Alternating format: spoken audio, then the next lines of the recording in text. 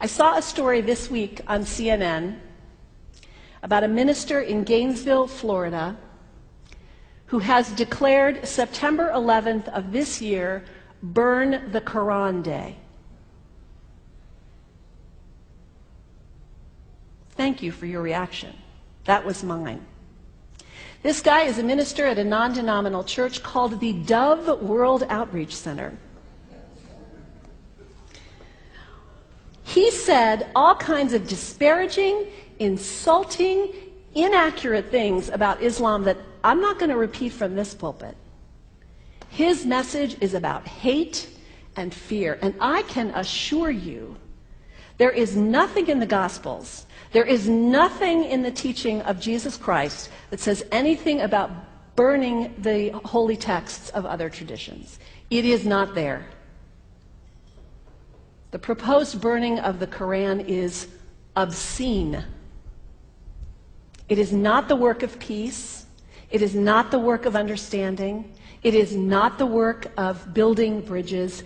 It is insanity.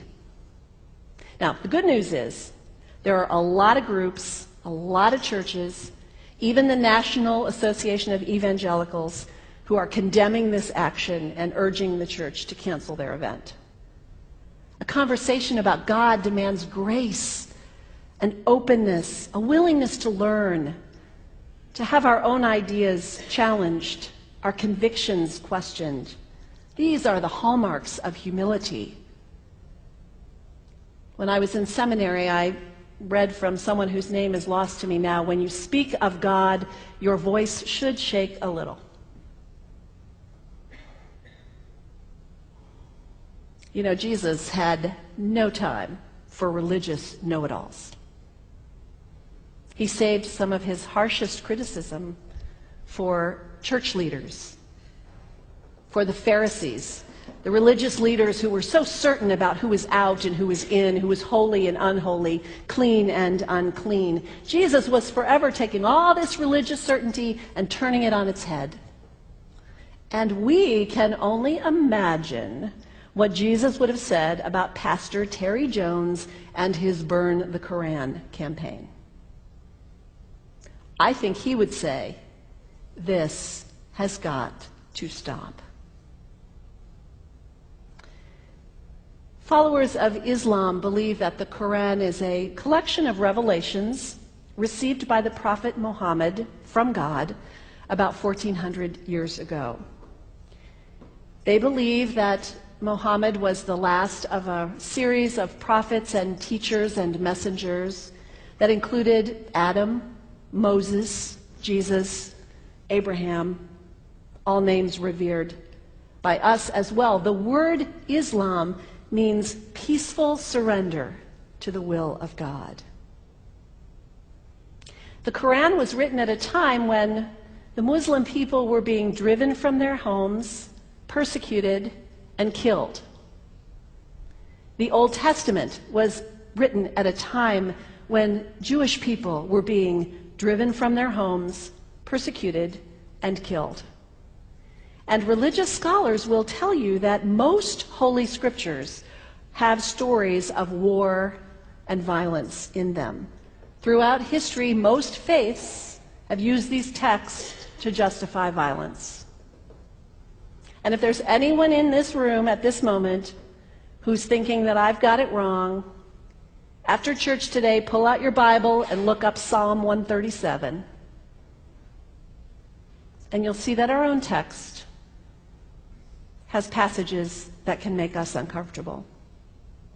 But also, like the Bible, the predominant message of the Quran is of peace and care and loving God, justice, care for the neighbor, care for the stranger. In the Bible, we have thou shalt not kill. In the Quran, we have whoever kills another, surely he is killing all of humanity. And whoever saves the life of another, surely he saves the lives of all humanity. These are words of peace, words of faith, words that could save the world if we would take them to heart. The second thing you could do, the next time someone sends you one of those emails demonizing Islam, delete it. Don't forward it. Don't participate in the stereotyping. Don't give in to your fear. It's okay to be a little afraid. We all have those emotions. Just don't give in to it. Don't sign on for it. Don't focus on this tiny group of extremists who commit acts of violence. Focus on the hundreds of millions of Muslim people in the world who are people of faith, whose priorities and concerns and families are not so different from your own. And third, when you think of Muslim people, think of individuals. Think of the professor at Ohio State. Think of the engineer at Honda. Think of the teacher at the elementary school down the street. When you think of Muslim people, remember those who died on 9/11, not the hijackers. There was only a handful of them. Remember Mohammed Sunhami Hamandi. He was born in Pakistan. He came to the United States as a small child with his parents. He played high school football. He went to college. He became a part-time ambulance driver. He died, this Muslim young man, on 9/11, trying to rescue people and save lives. When you think of Muslim people, remember Mohammed Salahuddin Cloudhurry. He was a waiter at Windows on the World, which was at the top of the World Trade Center. He died that day. His wife had their baby 2 days later.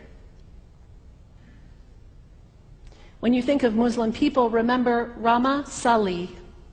She was a woman, 28 years old. Her neighbors described her as fun and outgoing and generous. And she died on American Airlines Flight 11, 7 months pregnant with her first child.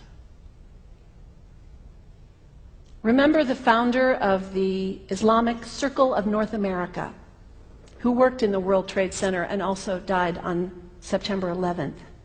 That same group now is giving away tens of thousands of copies of the Quran in response to the campaign about burning the Quran.